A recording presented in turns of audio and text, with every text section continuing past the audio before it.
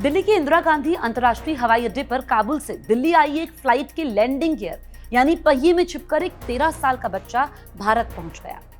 21 सितंबर की सुबह करीब 11:10 पर केएम एयरलाइन की फ्लाइट दिल्ली एयरपोर्ट पर लैंड हुई तो एयरलाइन के सुरक्षा कर्मचारियों ने विमान के पास एक बच्चे को घूमते हुए देखा। मालूम चला कि वो बिना टिकट विमान के लैंडिंग गियर वाले हिस्से में छिपकर आया है। अफगानिस्तान से आए इस बच्चे को उसी दिन दोपहर को केएम एयरलाइन की फ्लाइट से वापस काबुल भेज दिया गया।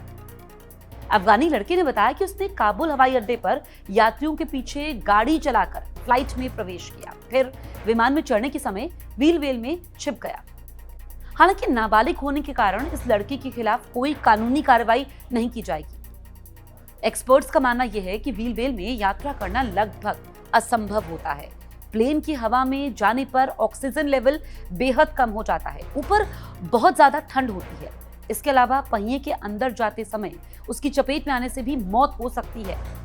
उड़ान भरने के बाद व्हील वे का दरवाजा खुलता है, पहिया अंदर जाता है, दरवाजा बंद हो जाता है और इस बंद जगह में वो बच्चा घुस गया होगा जहां दबाव ज्यादा रहा होगा और तापमान यात्री केबिन के जैसा बना रहा होगा। हो सकता है कि वो बचने के लिए अंदर की तरफ चिपका रहा हो। ऐसे हालातों के बिना 30,000 फीट की ऊंचाई पर जीवित रहना असंभव होगा, जहां तापमान बहुत कम होता है। प्लेन के पहिए के पास बैठकर सफर करना जानलेवा साबित हो सकता है। अधिकतर मामलों में ऐसी कोशिश करने वाले लोगों की मौत हो जाती है, लेकिन अफगानिस्तानी लड़का ऐसी यात्रा करने में सफल रहा।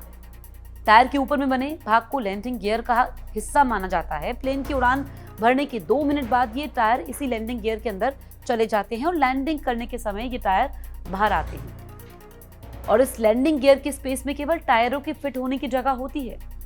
ये बच्चा प्लेन के टेक ऑफ करने से पहले उसी के अंदर बने जगह में छिपकर बैठ गया था।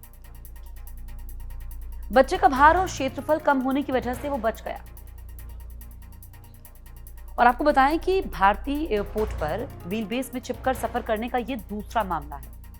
इससे पहले 14 अक्टूबर 1996 को प्रदीप सैनी और विजय सैनी नामक 2 भाई दिल्ली से लंदन जा रहे ब्रिटिश एयरवेज के बोइंग 747 प्लेन के व्हील बेस में छिप गए थे। लंदन पहुंचने पर रणदीप बच गया था, लेकिन विजय की मौत हो गई थी। अमेरिकी संघीय उड़्डयन प्राधिकरण के आंकड़ों के अनुसार ऐसे मामले 40 अलग अलग देशों में हुए, जिनमें सबसे अधिक क्यूबा, जहां पर 9 मामले सामने आए। फिर चीन आता है दूसरे नंबर पर 7 मामले, डोमिनिकन रिपब्लिक 8 मामले, दक्षिण अफ्रीका 6 केसेस और नाइजीरिया में भी 6 केसेस सामने आए।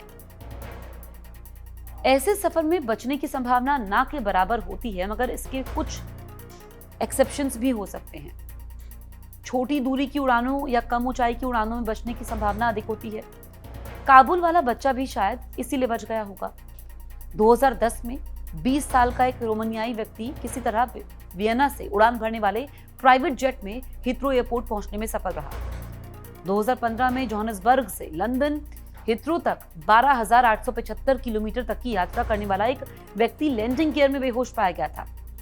1969 में 22 साल के अरमांडो सोकारास किसी तरीके से क्यूबा के हवाना से मैड्रिड की उड़ान में सुरक्षित बच गया। 1996 में प्रदीप सैनी दिल्ली से लंदन की 10 घंटे की उड़ान में बच गए। ये पूरी टाइमलाइन हम आपको बता रहे हैं। उनके भाई विजय की हिथ्रो एयरपोर्ट के पास गिरने से मौत हो गई थी। तो ऐसे जो मामले सामने आए हैं, अतीत में भी सामने आए हैं और जिसमें जान चली जाती है, लेकिन कुछ एक्सेप्शंस अपवाद हमने आपको बताया जहां पर जान बच भी जाती है। लेकिन जिसने भी ये तस्वीर देखी जो कि इंटरनेट पर वायरल हो गई, हर कोई हैरान रह गया और सबके मन में सवाल था कि आखिर ये कैसे संभव है। क्या ये कोई नकली इमेज तो नहीं, ये गुमराह करने की कोशिश तो नहीं? लेकिन ये खबर बिल्कुल सच है। पर ये हुआ कैसे? मुझे लगता है कि इस वीडियो को देख करके आपको मालूम चल गया होगा और आप कमेंट करके जरूर बताएं।